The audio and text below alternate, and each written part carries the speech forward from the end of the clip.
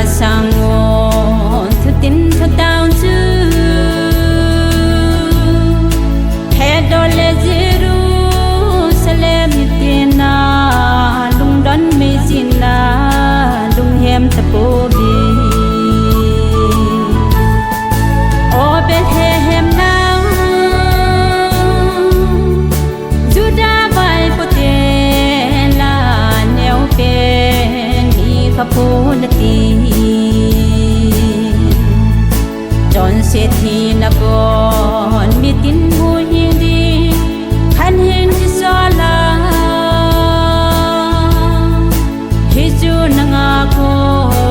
na ping ding hi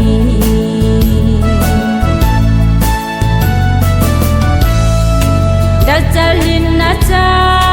tia chu akaka na lo jiun long don le kana bang khe chom boy thu tim quay hun na nakana oji thu thip sai la na to men pakai jin pi na ti O Bethlehem now Judah vai potela neo pen ni kapun sẽ thì na con mi tin vui đi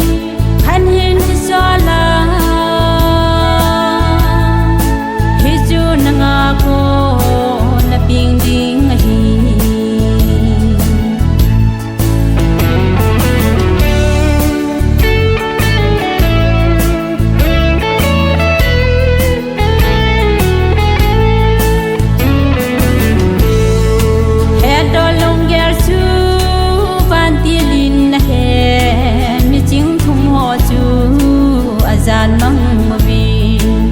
say pi phan alhim hata ve